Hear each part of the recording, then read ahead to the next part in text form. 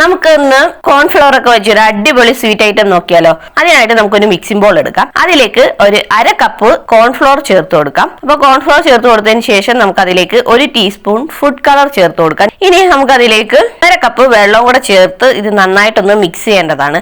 നന്നായിട്ടൊന്ന് മിക്സ് ചെയ്ത് മാറ്റി വെക്കേണ്ടതാണ്.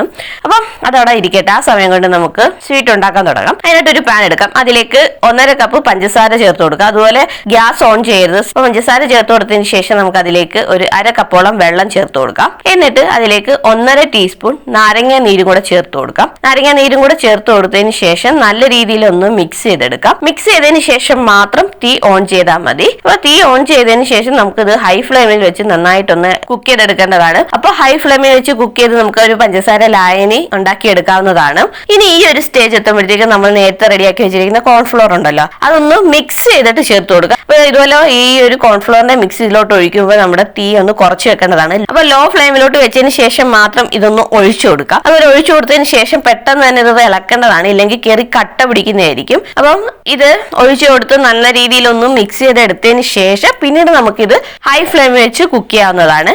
അപ്പം ഹൈ ഫ്ലെയിമിൽ വെച്ച് കൈവിടാതെ തന്നെ ഇളക്കി കൊടുത്തോണ്ടേ ഇരിക്കണം. ഇല്ലെന്നുണ്ടെങ്കിൽ ഇത് കയറി കട്ട പിടിക്കുന്നതായിരിക്കും. അപ്പോൾ കുറേ സമയം ഇതിൽ കുക്ക് ചെയ്യുമ്പോൾ ഇതുപോലെ നല്ല കട്ടിക്ക് കിട്ടുന്നതായിരിക്കും. അതായത് ഇതുപോലെ കോരി ഒഴിക്കാൻ നോക്കുമ്പോൾ അതിനകത്തുനിന്ന് വിട്ട് വരാൻ പ്രയാസപ്പെടുന്ന ആ ഒരു കൺസിസ്റ്റൻസിയിലാണ് നമുക്കിത് കിട്ടേണ്ടത്. അപ്പൊ ഈ ഒരു സ്റ്റേജിലാവുമ്പോൾ നമുക്ക് സ്റ്റൗ ഓഫ് ചെയ്യാവുന്നതാണ്. അതിനുശേഷം നമുക്കിതൊന്ന് സെറ്റ് ചെയ്യാൻ വെക്കേണ്ടത്. അതിനായിട്ട് ഒരു പാത്രം ഞാൻ എടുത്തിട്ടുണ്ട്. ഞാനൊരു ടിഫിനാണ് എടുത്തിരിക്കുന്നത്. അപ്പൊ ആ ടിഫിനിൽ ആദ്യം തന്നെ നമ്മൾ നെയ്യോ അല്ലെങ്കിൽ ഓയിലോ നന്നായിട്ടൊന്ന് തടകിയതിന് ശേഷം മാത്രം നമ്മൾ ചെയ്തു വെച്ചിരിക്കുന്ന കോൺഫ്ലോറിന്റെ മിക്സിനകത്തോട്ട് ചേർത്ത് കൊടുത്താൽ മതി.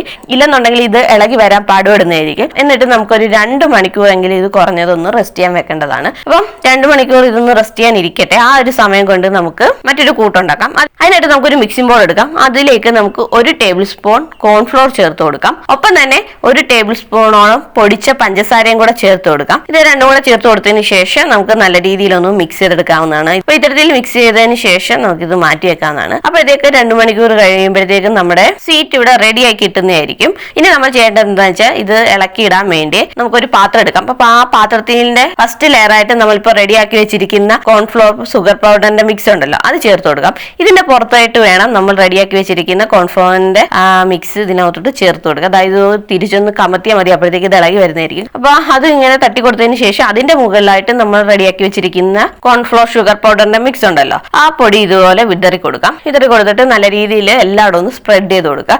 നമുക്ക് ഇനി ഇതൊന്ന് കട്ട് ചെയ്തെടുക്കേണ്ടതാണ്. അത്തരത്തിൽ ഇതെല്ലാം ഒന്ന് കട്ട് ചെയ്തെടുത്തതിന് ശേഷം അതൊന്നും കൂടെ ഈ ഒരു പൗഡറിനകത്തിട്ട് ഒന്ന് ഇളക്കി എടുക്കേണ്ടതാണ്. അപ്പൊ കോട്ട് ചെയ്തെടുക്കുമ്പോഴത്തേക്കും നമ്മുടെ സ്വീറ്റ് ഐറ്റം ഇവിടെ റെഡി ആയി കിട്ടുന്നതായിരിക്കും.